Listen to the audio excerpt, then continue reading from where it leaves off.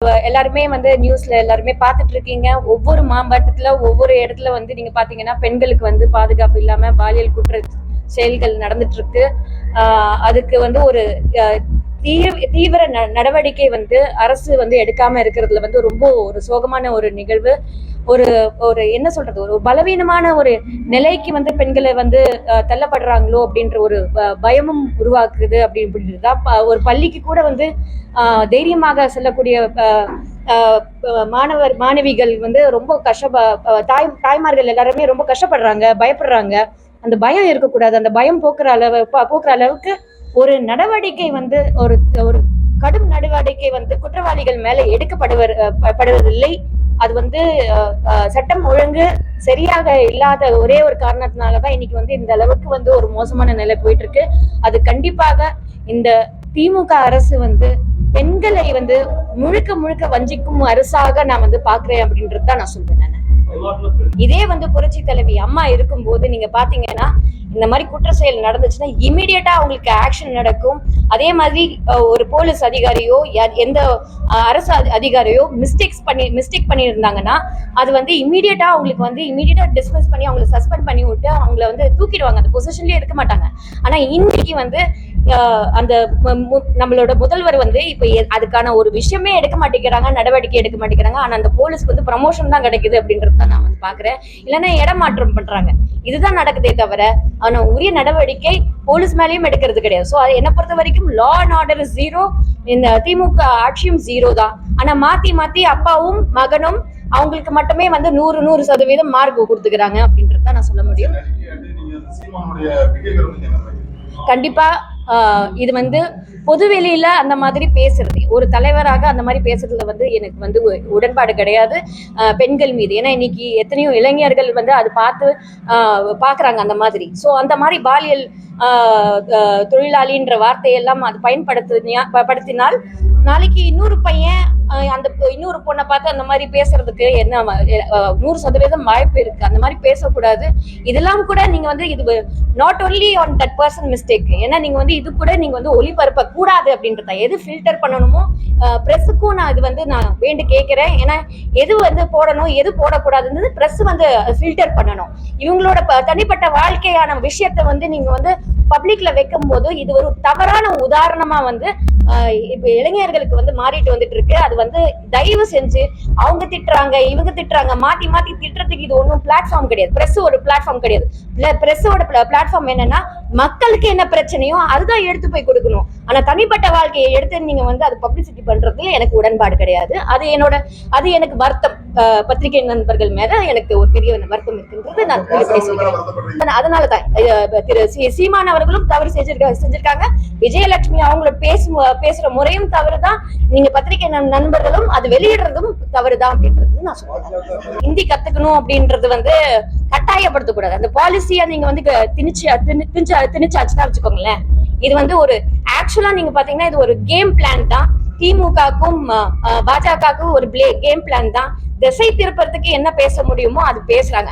கண்டிப்பாக அனைத்து இந்திய அண்ணா திராவிட முன்னேற்ற கழகம் வந்து இந்திய எதிர்ப்புக்கு வந்து எப்பவுமே அவங்க வந்து குரல் கொடுத்திருக்காங்க. டூ லாங்குவேஜ் பாலிசி தான் அப்படின்றது அனைத்து இந்திய அண்ணா திராவிட முன்னேற்ற கழகம் எப்பவுமே அந்த ஸ்டாண்ட் தான் எடுத்திருக்கு. ஆனா இப்போ வந்து பாஜகவும் திமுகவும் புதுசா ஏதோ சண்டை போடுறாங்க. ஆனா MOU சைன் பண்ணியிருக்காங்க. இது என்னன்னே தெரியல. அவங்களோட இந்த மாதிரி முக்கியமான விஷயங்கள் நீங்க பாத்தீங்கன்னா பென்ஷனுக்கான போராட்டம், சாம்சங் போராட்டம், எத்தனையோ விஷயங்கள், டீச்சர்ஸ்க்கு ஜாப் கிடைக்கல, அந்த மாதிரி கவர்மெண்ட் ஜாப் வந்து பேமெண்ட் வந்து டிலே ஆகி போகுது. அதனால ஒரே நாள்ல வந்து எத்தனையோ பேர் வந்து வேலைக்கே போகாம இருந்தாங்க. அந்த மாதிரி போராட்டங்கள்லாம் நடந்தது. அதை பத்தி எதுவுமே வெளியில வரல.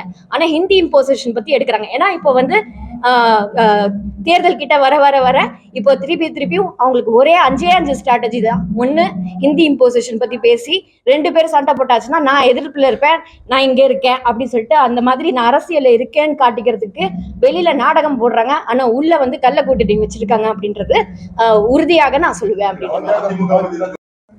இது முக்கியமான ஒரு விஷயம். ஏன்னா நீங்க பாத்தீங்கன்னா 2029 இந்த டீலிமிட்டேஷன் ப்ராசஸ் வந்து வரும் அப்படின்னு சொல்லிட்டு சொன்னாங்க. தொகுதி வாரி கணக்கெடுப்பு ஃபர்ஸ்ட் காஸ்ட் சென்சஸ் எடுக்கணும் அப்படின்னு சொல்லி சொன்னாங்க. அதுக்கப்புறம் தான் தொகுதி வாரி இது பிரிக்கிறது வந்து பண்ணணும் அப்படின்னு சொல்லி சொன்னாங்க.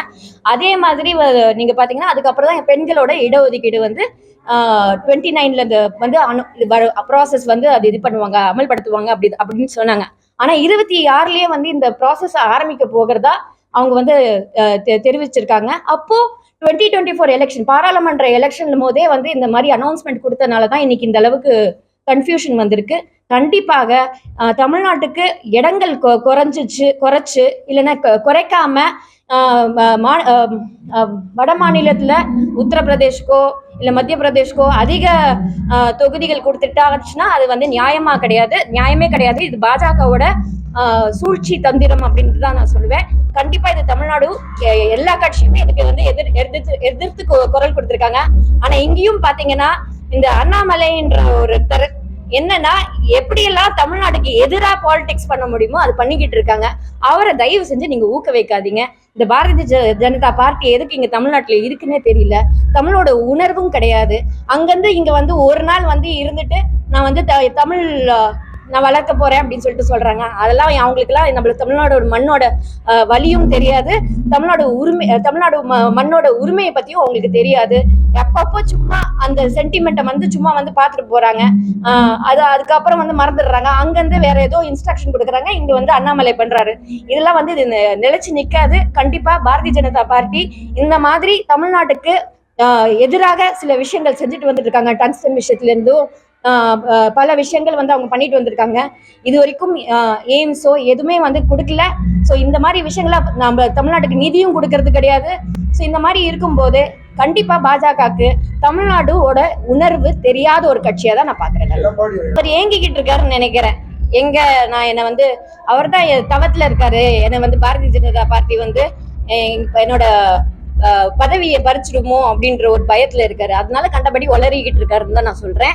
அவர் அந்த பயத்துலதான் பேசிக்கிட்டு இருக்காரு. அதுக்காக வாய்க்கு வந்தது அனைத்து இந்திய அண்ணா திராவிட முன்னேற்ற கழகத்துல என்னென்னலாம் பேச முடியுமோ அதெல்லாம் பண்ணிட்டு இருக்காங்க. ஆனா டைரக்டா சொல்றதுக்கு அவருக்கு வந்து தைரியம் இல்ல. ஆனா இன்டைரக்டா சொல்றதா நினைக்கிறாரு. இதெல்லாம் வந்து லூஸ் டாக் தான். அது வந்து நம்ம யாரும் வந்து பெருசா பொருட்டுப்பட தேவையில்லை அப்படின்னு